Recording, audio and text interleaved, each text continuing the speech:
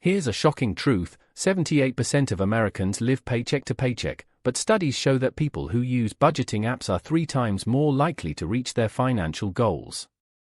Yet most people choose the wrong app for their personality type and give up within weeks.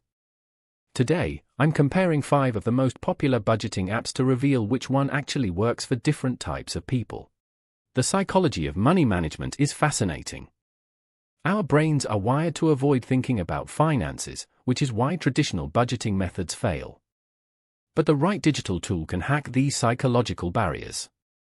I've spent months testing these 5 apps with different personality types and spending habits. The results will surprise you. Let's start with Mint, the granddaddy of budgeting apps. It's free, which sounds great, but here's the catch. Mint makes money by selling your financial data and pushing credit card offers. The app automatically categorizes your spending, but it gets things wrong constantly. You'll spend hours correcting categories. However, if you're someone who wants a set-it-and-forget-it approach and doesn't mind ads, Mint might work for you. YNAB, or You Need a Budget, takes a completely different approach. It costs $84 a year, but here's why that's actually genius psychology. When you pay for something, you're more likely to use it. YNAB forces you to assign every dollar a job before you spend it. This is called zero-based budgeting, and research shows it's the most effective method for people who tend to overspend. Pocket Guard markets itself as the simplest budgeting app, and they're not wrong. It shows you exactly how much you have left to spend after bills and savings goals. The free version is actually useful, unlike many competitors.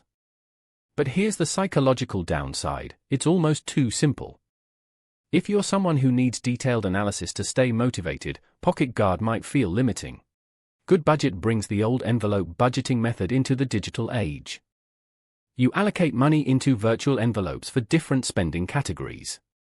This visual approach works incredibly well for people who grew up with cash budgeting. The free version gives you 10 envelopes, which is plenty for most people. But if you're not naturally visual, this method might feel outdated. Personal Capital is technically free, but it's really designed to sell you investment services. However, if you're focused on building wealth rather than just tracking expenses, this might be perfect.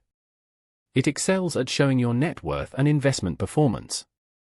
The budgeting features are basic, but the wealth tracking is unmatched. Think of it as budgeting for people who've moved beyond paycheck to paycheck living. Here's what the research reveals about personality types and budgeting success.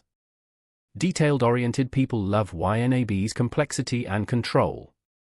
Visual learners thrive with Good Budget's envelope system. Busy professionals prefer Pocket Guard's simplicity. Investors gravitate toward Personal Capital. And people who hate spending money on apps stick with Mint despite its flaws. But here's the most important psychological insight: the best budgeting app is the one you'll actually use consistently. Studies show that people who check their budgeting app at least twice per week are 240% more likely to reach their financial goals. This isn't about features or interfaces. It's about forming a habit that sticks. So which one should you choose? If you're new to budgeting and overwhelmed by money decisions, start with Pocket Guard. It's free and simple enough to build the habit. If you're serious about transforming your finances and don't mind paying for results, YNAB is worth every penny. If you're already wealthy but want better tracking, Personal Capital is your answer. Here's your action step: pick one app based on your personality and download it right now. Don't overthink this decision. You can always switch later, but the biggest mistake is waiting for the perfect solution. Your financial future depends on starting today, not finding the perfect app tomorrow. Which one are you going to try first? Let me know in the comments below.